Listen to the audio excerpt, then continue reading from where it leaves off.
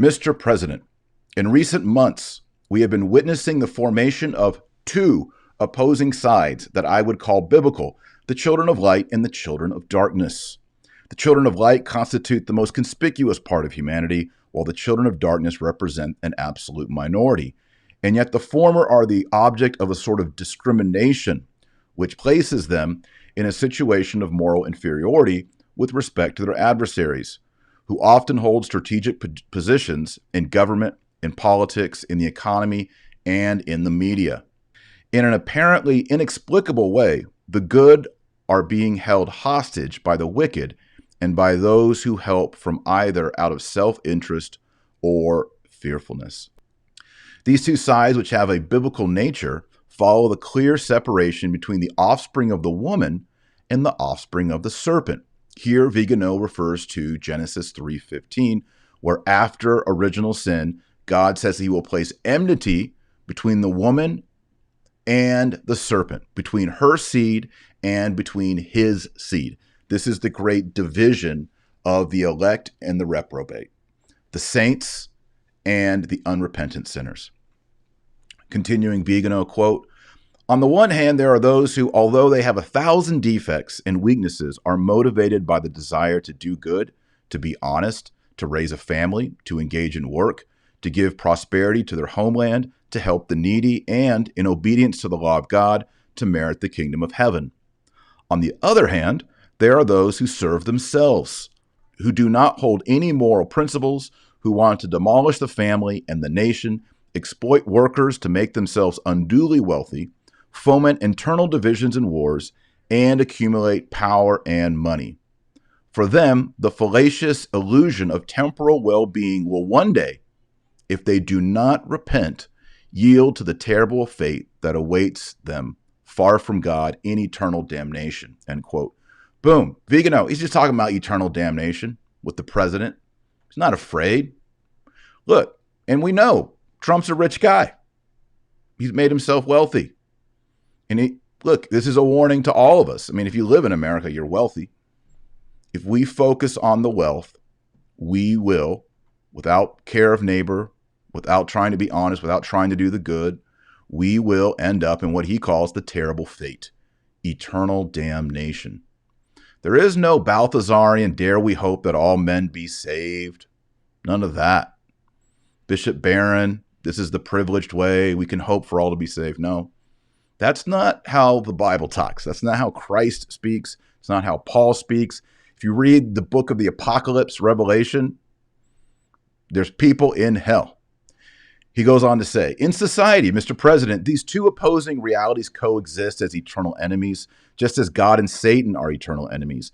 And it appears that the children of darkness, whom we may easily identify with the deep state, which you wisely oppose and which is fiercely waging war against you in these days, have decided to show their cards, so to speak, by now revealing their plans.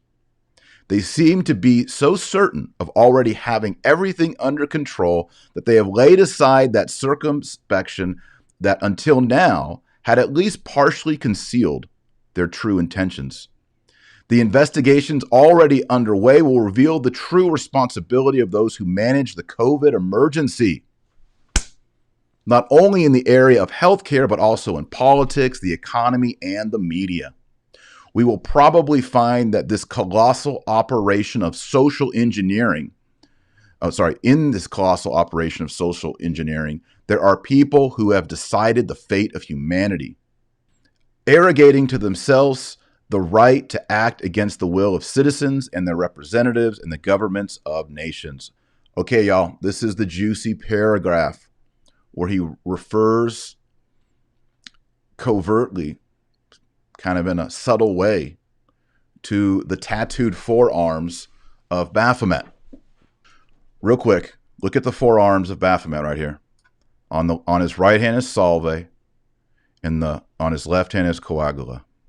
All right, and that's going to be the reference here that Viganò makes with Trump. And I hope Trump got the reference. And Trump, if you didn't get the reference, watch this video. Someone send this to people in Trump's circle. Trump needs to understand what Viganò is trying to say right here. All right, here's the paragraph. We will also discover that the riots in these days were provoked by those who, seeing that the virus is inevitably fading and that the social alarm of the pandemic is waning, necessarily have had to provoke civil disturbances because they would be followed by repression, which, although legitimate, could be condemned as an unjustified aggression against the population. The same thing is also happening in Europe in perfect synchrony. This is quite clear that the use of street protests is instrumental in the purposes of those who would like to see someone elected to the upcoming presidential elections who embodies the goals of the deep state and who expresses those goals faithfully and with conviction. It will not be surprising if, listen everyone, it will not be surprising if in a few months we learn once again that hidden behind these acts of vandalism and violence, there are those who hope to profit from the dissolution of the social order so as to build a world without freedom. Salve et coagula, as the Masonic adage teaches. And in my book, Infiltration, in the very beginning, I explain how the infiltration of the church, and it applies to the state as well, goes back to the secret societies, which are based on the lie of alchemy.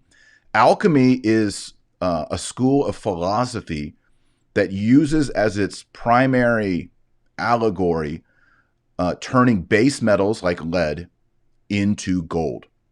There's the philosopher's stone, and there's all these formulas, really spells, incantations that ultimately help the philosopher, which is interesting, right?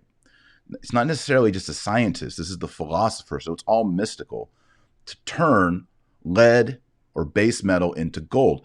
And in Infiltration, in the book, I explain how ultimately this is an attempt. It's the satanic lie that Satan tried, where he said, I will be a god unto myself.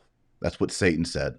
And Michael, the archangel Michael, I have a whole video of this on the channel, said, Mikael. Mikael, that's Hebrew. Me, who? Ka is like. El, God. Mikael, who is like God? It's a question. So this one angel said to Satan, Mikael, who is like God? You say you're God, but who is like God? There's only one true God. And it was that question of Michael, St. Michael the angel, that caused Satan to fall, and a third of the angels with him that rebelled against God, because they wanted to take their angelic nature, which is lower, and in a way turn it into gold, turn it into God. Not with God's grace, not with God's mercy, not with God's love, but by their own self-power, their own mysticism, their own philosophies, their own lies.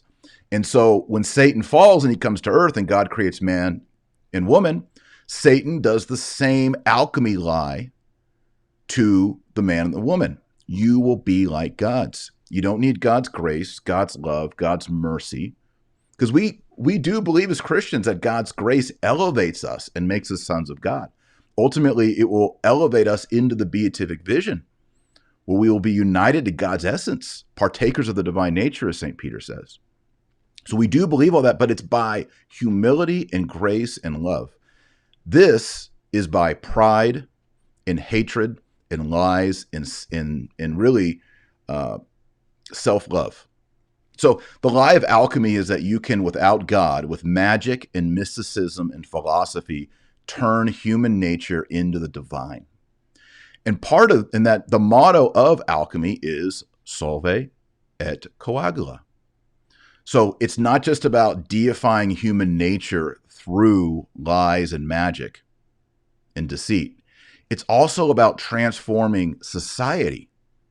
Take the church, dissolve it, salve, that's on the one arm that's pointing up on Baphomet.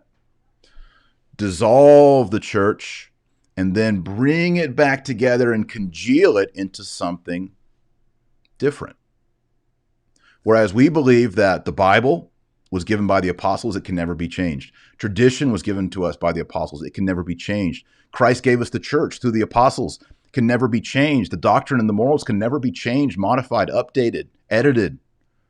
It's like the 10 Commandments. It's not the 10 suggestions. You have to follow the 10 Commandments.